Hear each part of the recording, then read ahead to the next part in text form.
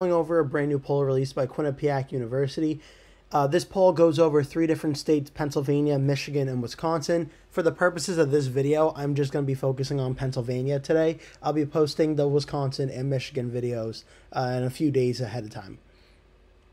So first things first, we're going to go down to the state of Pennsylvania, where in Pennsylvania, viewed as a must-win state in the path to the White House, Kamala Harris, the vice president, receives 51% of support among likely voters. Donald Trump, the 45th and former president, receives 45% of the vote. Green Party candidate Jill Stein and Libertarian candidate Chase Oliver each receive 1% support.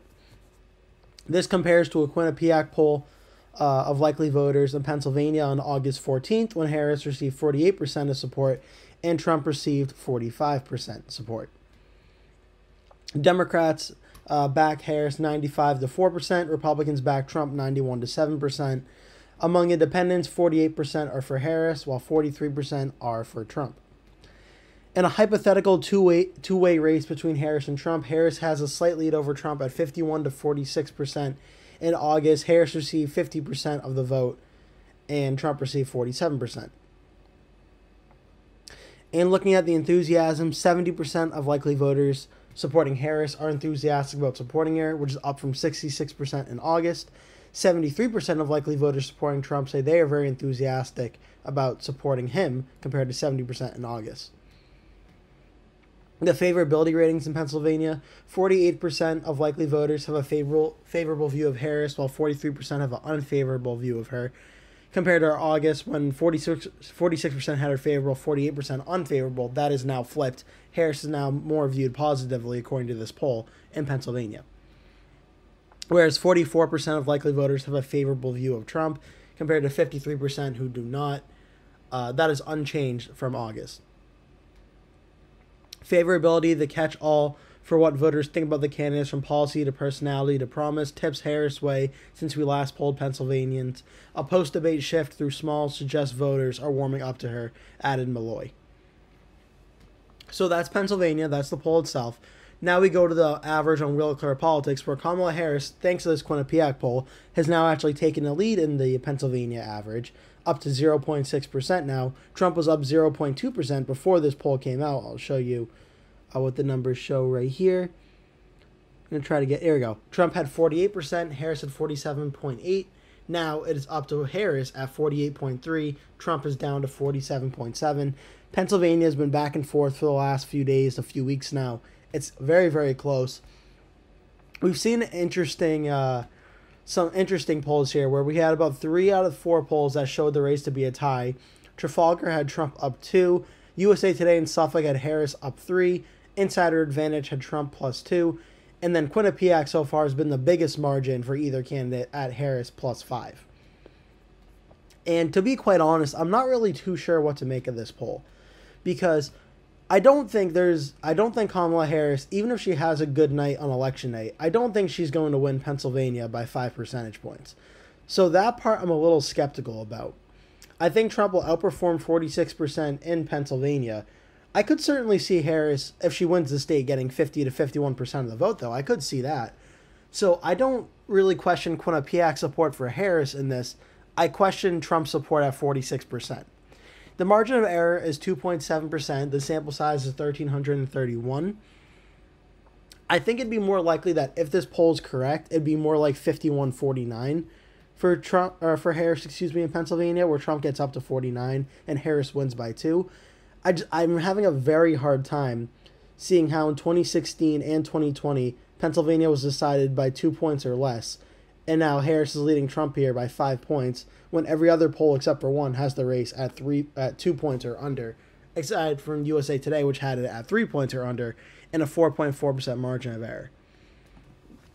I did a little bit of digging, and I'm just going to show you really quickly a poll from back in 2020 where Quinnipiac was around this time. So the closest Quinnipiac poll I could find around this date and time was October 1st to October 5th that Quinnipiac did. And in this poll, Quinnipiac had Biden at 54, Trump at 41, a +13 margin. And just for the sake of argument, the middle of October poll of Quinnipiac had Biden +8, and that was the final one before the election. It ended up being 1.2 percentage points. So at least in 2020, Quinnipiac very much not overestimated Biden's support a little bit. The final poll had 51, Biden got 50, so that was pretty accurate. But it very much underestimated Trump's support in Pennsylvania. Enough where Trump was able to pick up about 5-6 percentage points from where the poll was. So does that discredit this current Quinnipiac poll and Trump is actually leading in Pennsylvania? That I'm more uncertain of. I think it's certainly possible for Quinnipiac in this poll to not be accurately representing Trump's stage of support in Pennsylvania, while at the same time acknowledging the fact that Harris may have a slight lead in the state. That I'm not sure of, and we're going to have to wait and see on Election Day. I do think that Quinnipiac has a very streaky history of overinflating the Democratic candidate's margin, at least with Biden in 2020 and Harris in 2016.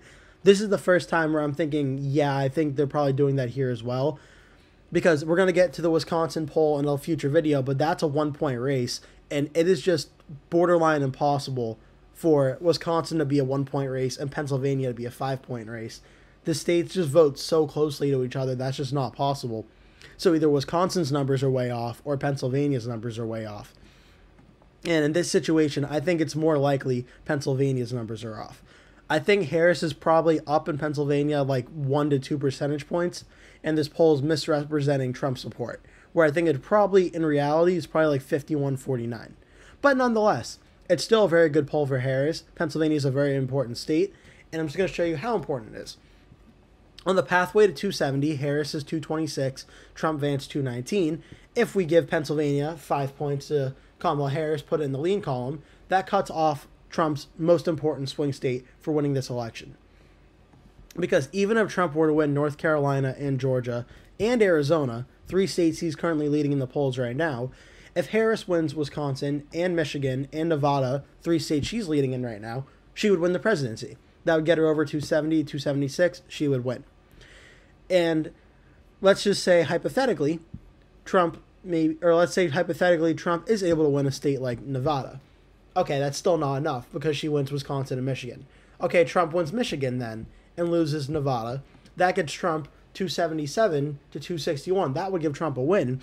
But Trump is polling better in Pennsylvania than he is in Michigan, so the odds of that happening are pretty low. Is it possible Trump could win Wisconsin and win the election and lose Pennsylvania? This is probably more probable than winning Michigan. But I for a long time now, it's felt like of the 3 Rust Belt states, the most likely one to go to Trump would probably be Pennsylvania. However, the Wisconsin polls have been getting closer, so maybe that could be something to watch. But Pennsylvania is absolutely the most important swing state in this election. And this poll from Quinnipiac, even though I have my doubts about that it's really +5 for Harris, I don't believe that's entirely accurate. And I don't think on Election Day it'll be Harris +5. It is nonetheless good news for Harris that she is a lead in this state. That will do it for today's video. Thank you so much for watching. If you enjoyed the video, please remember to give it a like. And if you really liked it, please remember to click the subscribe button. And make sure you turn post notifications on so you always get notified when I post a new video. That way you never miss one. Also, please remember to share this video with your friends and family if you really like the video. And remember to stay tuned because I'll be posting at least one video every single day leading up until Election Day. So I'd really appreciate it if you keep coming back and watching those videos. Thank you so much for watching, and I hope to see you in a future video.